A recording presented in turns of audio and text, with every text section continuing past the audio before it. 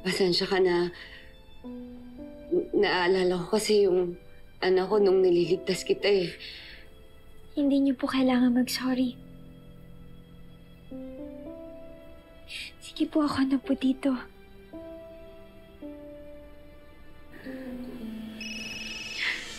Nay, pwede pong paabot po ng iPad.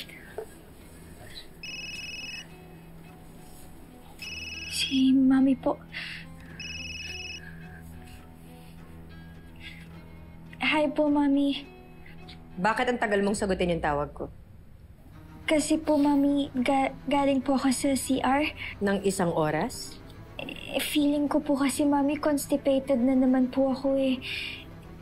Remember, Mami, hindi niyo po ako na-injectionan. Tsaka po kasi ang bilin niyo po kay Ate Flor, di ba kayo po yung mag-administer ng mga injectables ko na meds? Yes. Ako ang magbibigay sa'yo ng shot pag uwi ko. Asan si Flor?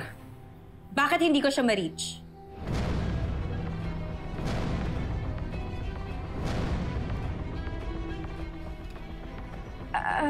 Mami, nasa baba po siya. Nagluluto po. Well, tawagin mo siya. Kanino ko pa siya tinatawagan at hindi ko siya ma-reach? Ate Flor? Ate Flor?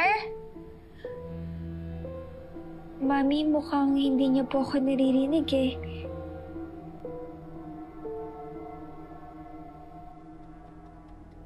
Sinong tinitignan mo? May tao ba dyan sa kwarto mo, Moki? Sinong nandyan? Si Emma ba? Is Emma there in your room? Wala po, Mami. Then nasaan nga si Flor? I want to see Flor now! Oh! Bakit nag-black yung screen? Moki! Moki!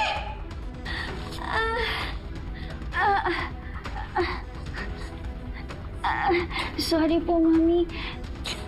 Kasi po nag-try po akong tumayo eh. Di ba sinabi ko sa'yo na huwag kang... Sige na. Sige na! Magpahinga ka na lang!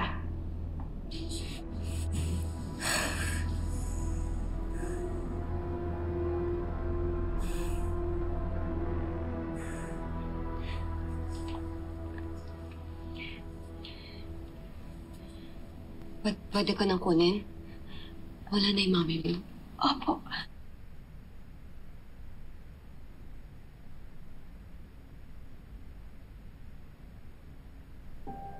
Okay ka lang? Nagigilty lang po ako sa ginagawa ko. Ang dami ko na pong kasinungalingan kay Mami. Pasensya ka na. Ginagawa mo lang naman yan para pagtakpan kami ni Flor eh. Kasi pag nalaman to ng mami mo, sigurado mawawalan kami ng trabaho.